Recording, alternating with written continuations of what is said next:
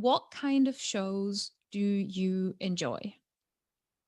Feel free to type some into the chat. I'll grab a sip of water.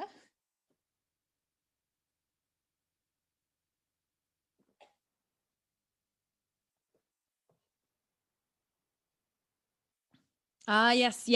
The two women talking, or the kind of conversation-based show. Yes. Learning something. Oh, excellent. Yeah.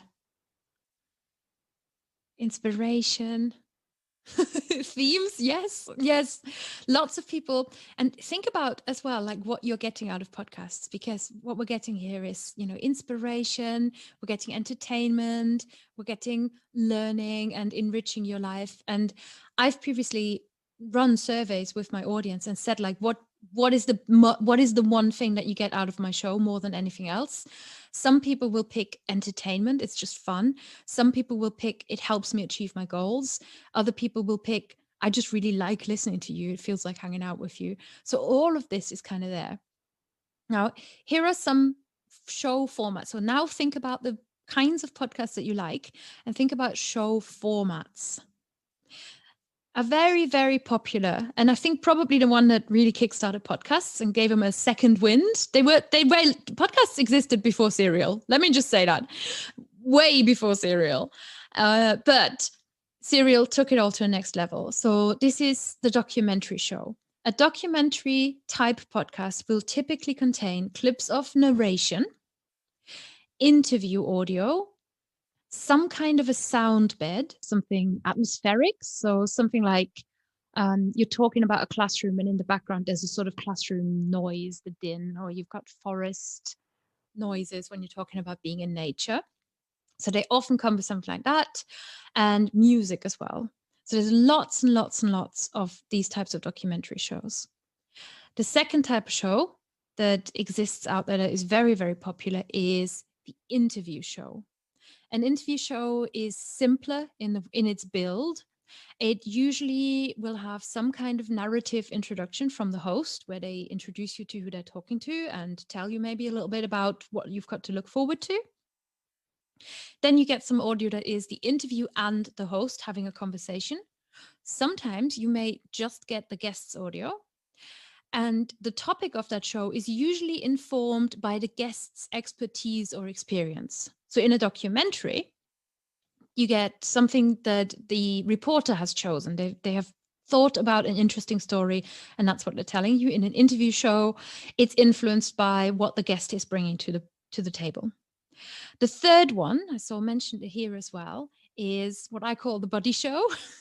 A buddy show, you've got more than one host.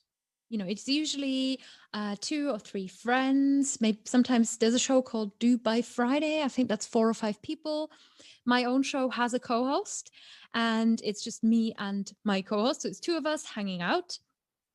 The style of that type of show is usually a lot more relaxed. The audio is simpler as well because you tend to just have one sort of run through dialogue audio. The topics are chosen by the hosts, and these types of shows tend to be more structured through different content segments, although they don't have to be.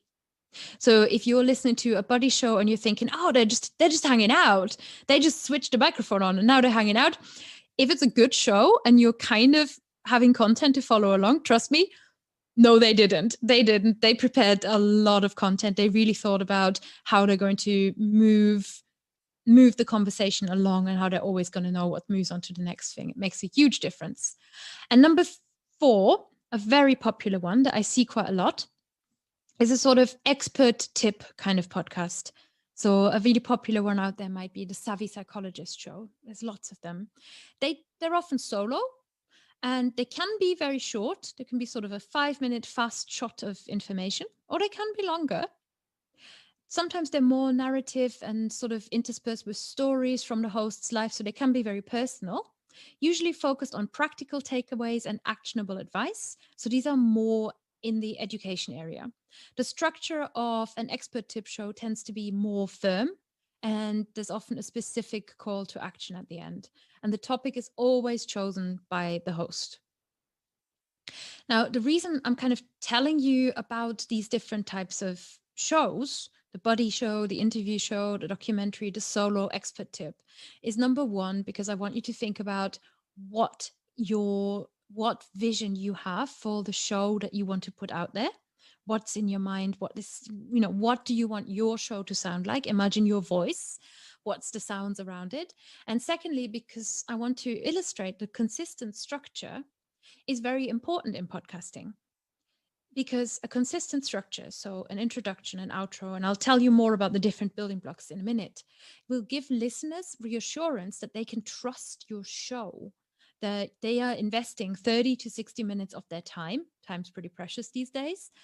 They want to know what's coming. They want to know roughly how does this go. So if you're following a format that you have thought about before, it doesn't have to be the same one every episode. It doesn't have to be a format that you've heard anywhere else. If you've got a very creative idea, as long as your vision is clear and you're communicating fairly clearly to your listener what's about to happen, you need to have that structure. You need to have that thinking in place. But as long as that's what you're doing, they're going to trust you. And trusting is really important.